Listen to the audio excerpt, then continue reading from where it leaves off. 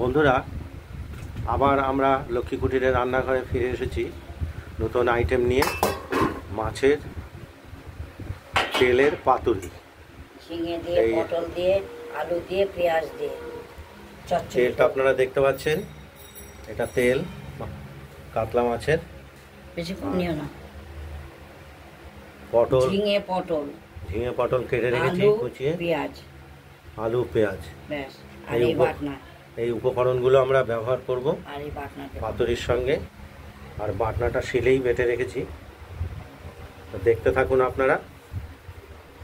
এই তেলের পাতুরি খুব সুস্বাদু হয়। নাও এবার তেলটা বেছে নিয়ে কড়াইতে দিয়ে দিয়েছি। এবার আলু পেঁয়াজটা দিয়ে দিলাম, আলু পেঁয়াজটাও দিয়ে দিলাম। একটু ভাজা ভাজা হোক, তারপর ঝিঙের তো জল বেরোবে। এর সঙ্গে আবার কিছুটা সর্ষের তেলও যোগ করেছি।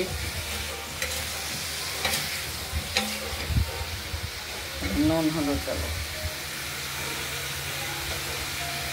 নুন দিলাম,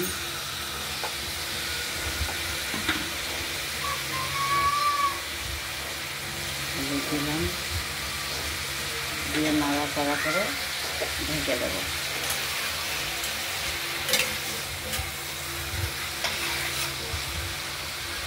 এবার ঢাকনা দিয়ে দেবো। আপনারা দেখতে থাকুন। ঝিঙে পটলগুলো দিয়ে দেবো। মজবে আবার, মজলে তো অল্প হয়ে যাবে। মশলাও দেবো, মশলাটা বেটে রাখা মশলাটাও দিয়ে দিলাম। সামান্য একটু জল দেবো, ঝিঙেগুলো জল দেবে তো।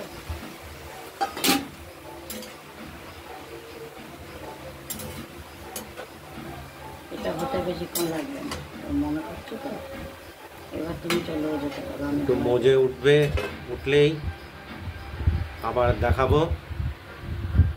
দেখতে থাকুন মাছের তেলের পাতুরি। আলু দিয়ে, পেঁয়াজ দিয়ে, ঝিঙে দিয়ে, পটল দিয়ে, একটু বাটনাও দিয়েছি। এর মধ্যে আমরা নুন মিষ্টিও ব্যবহার করেছি পরিমাণ মতো। আপনারা যদি এরকম ধরনের রান্না করেন তাহলে স্বাদ মতো মিষ্টি ব্যবহার করবেন।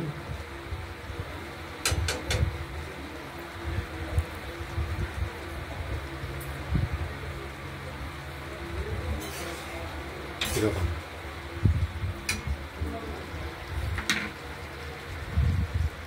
ভালোই লাগবে।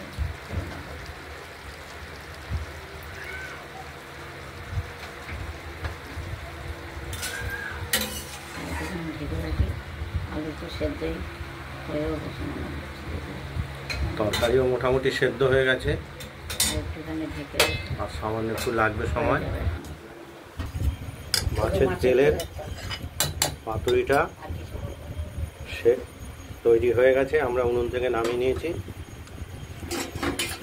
আজ এই পর্যন্তই। আপনারা বাড়িতে ট্রাই করে একবার দেখুন, আমাদের কমেন্টস করবেন।